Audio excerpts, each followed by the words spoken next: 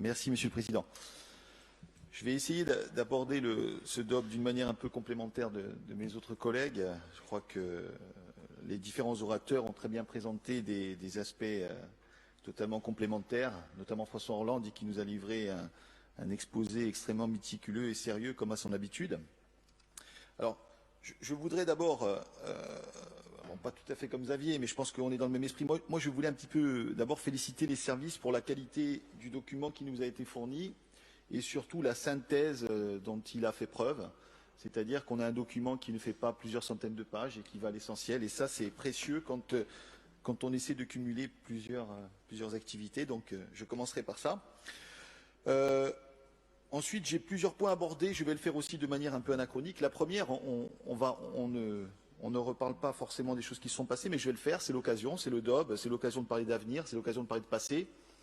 Moi, je voudrais revenir un moment sur la fusion. Sur la fusion, aujourd'hui, ça fait 2 ans. Je pense qu'il y a beaucoup de gens qui ont cru. Il y a d'autres personnes qui n'y ont pas forcément cru. Ça s'appelle la démocratie. Et je vais parler des gens comme moi qui étaient très inquiets sur cette fusion. Aujourd'hui, je vais vous dire ce qui, à mon avis, fait qu'on peut le demeurer. D'abord, je dirais que structurellement, c'est une fusion qui est très compliquée. Alors, on a vu, pour ceux qui ont lu la presse nationale ces derniers temps, que c'est un échec à peu près partout en France.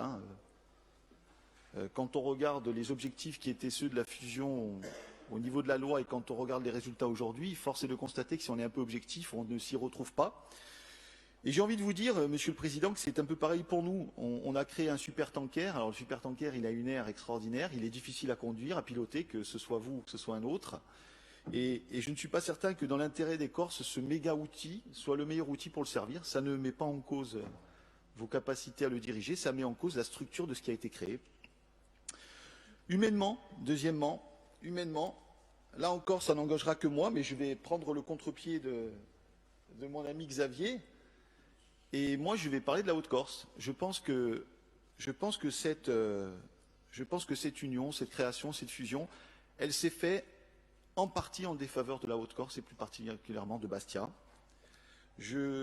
J'en veux pour preuve quand on peut discuter avec certaines personnes. Alors, je ne prétends pas avoir consulté tout le monde et vous allez sans doute me donner des contre-exemples qui vont bien, mais quand on passe à la coupole, on sent quelque part des gens un petit peu désabusés. On sent aussi un pouvoir qui, ce n'est pas de votre fait, c'est encore structurel, mais les services ne sont jamais aussi efficaces qu'auprès du président et auprès du politique, que moi je ressens, comme peut-être d'autres, plus proche d'Ajaccio qu'il ne l'était. Je ne pense pas que c'était le but, mais c'en est quand même une conséquence qui me paraît évidente. Et je terminerai sans polémique encore sur cette partie fusion, sur ce que j'appelle la proximité.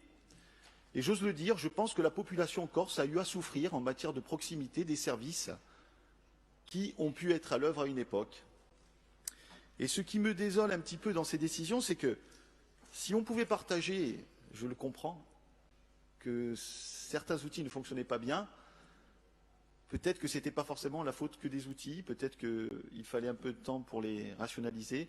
Et aujourd'hui, moi, je fais partie des gens qui pensent que la proximité qui avait lieu avec les conseils généraux, conseils départementaux par suite, elle s'est un peu dilapidée. Et j'en veux pour preuve, là aussi, certains maires qui ne savent pas forcément où aller taper à la porte et pour lesquels, vous pardonnerez leur grand âge, Ajaccio, c'est loin. Et un aller-retour sur Ajaccio, c'est pas comme un aller-retour sur Bastia. Et donc, je voulais vraiment vous sensibiliser sur ce sujet-là parce que je pense que vous allez nous démontrer, vous avez raison en partie, les points positifs de cette fusion. Et moi, je voudrais vous alerter sur les points qui aujourd'hui restent des points compliqués. Un deuxième propos sur les déchets. Alors, Monsieur le Président, dans cette affaire de déchets, on se retrouve sur beaucoup de choses. C'est ça le pire. C'est que, encore une fois, contrairement à nos collègues, et je respecte leur vision, parce qu'on est dans des sociétés complémentaires, on ne peut pas dire que certains détiennent la vérité et d'autres sont des incompétents. Mais nous ne sommes pas sur la vision de l'incinérateur. Nous pensons que cette vision, elle a eu un rôle, elle a existé. Mais nous pensons que la vision d'avenir, c'est vraiment ce système d'augmenter le tri, de mieux trier, ces 2 sites de surtri. Mais malheureusement, et je pense que vous n'en disconviendrez pas, il faut aussi aujourd'hui stocker ou enfouir. Et c'est ça finalement le maillon manquant de ce que nous espérons. Parce que bien sûr que nous sommes avec vous, comme vous le dites souvent, un fiocaboy, pour que le taux de tri augmente, pour que la valorisation et pour que ce cercle vertueux se passe. Mais force est de constater qu'aujourd'hui, le compte n'y est pas sur, comme le disait Xavier, qu'on les appelle centres de stockage ou un peu plus de manière véridique centre d'enfouissement, même si c'est un peu moins, comme vous le disiez, sexy. C'est une affaire compliquée. Alors, je pense que vous connaître un petit peu maintenant. J'apprécie votre volonté de dialogue, votre volonté d'essayer de trouver des solutions qui vont dans le bon sens. Et c'est tout à votre honneur, pardon. Mais là, en matière de stockage, j'ai plutôt envie de prendre comme modèle un fameux anglo-saxon qui s'appelait Winston Churchill et qui disait, je reprends l'intégralité, du sang, du labeur, des larmes et de la sueur. Ce que je veux vous dire, Monsieur le Président, c'est que ça ne se fera pas sans mots.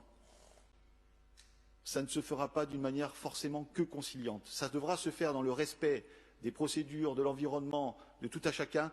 Mais j'ai bien peur que pour arriver à créer le chaînon manquant, il va falloir effectivement du sang, le labeur vous en avez, des larmes et de la sueur. Si on veut arriver à un outil qui fonctionne, il va bien falloir en passer par là. Donc voilà mon propos, en vous redisant que nous sommes en phase avec le plan, nous sommes un peu plus circonspects sur la manière d'y arriver, en déplorant bien sûr que certains centres aient été fermés. Je ne vais pas rebondir sur certaines polémiques, mais je pense que si on avait proposé une vision à ces centres en disant, écoutez, il y a le couloir, vous verrez dans 10 ans, c'est la fermeture assurée. Mais là, on a fermé et maintenant, on ne sait plus trop quoi faire. Donc j'espère qu'on va trouver une issue, mais ça semble compliqué. Je terminerai, ça ne vous étonnera pas, et j'espère que ça montrera lors de mon passage une particularité sur l'agriculture. Je reviendrai un petit peu sur ce qui est présent au niveau agricole dans votre document, avec juste un petit regret. En faisant référence à la PAC, et vous aviez eu là aussi, je pense que c'est tout à votre honneur, l'intelligence d'inviter quelques sommités en matière de PAC qui nous ont exposé un petit peu ce que pourrait être l'agriculture de demain, je ne retrouve pas forcément dans ce document ce que j'appellerais de manière vulgaire le bio, c'est-à-dire l'évolution vers moins de glyphosate, l'évolution plus saine vers plus de bio. Vous parlez des jeunes agriculteurs, et ça c'était mon deuxième point, et je vous en félicite, parce qu'effectivement, j'en félicite également le président de l'ODARC. Il est indispensable d'avoir une vraie politique sur ces jeunes qui arrivent, et ça c'est un changement notable depuis ces 15 dernières années, il y a une vraie volonté de s'installer et de travailler. Donc il faut leur fournir des moyens. La PAC devrait nous permettre d'y répondre. Je pense que nous aussi, nous avons quelque chose à faire pour ça. Et donc j'insiste, je reviens sur la notion de bio et de transition. On parle d'environnement, on parle de respect des populations, on parle aussi de santé des agriculteurs. Il ne faut pas oublier que les principaux concernés, c'est avant tout eux. Et je pense que si la collectivité de Corse faisait sienne un certain nombre de sujets qui permettraient là aussi peut-être d'apporter notre pierre à l'édifice sur cette évolution saine, je n'oublie pas que la Corse est sans doute un des territoires à la pointe là-dessus. Je parle simplement de l'action de notre collectivité qui pourrait se voir un peu plus incitative. Merci.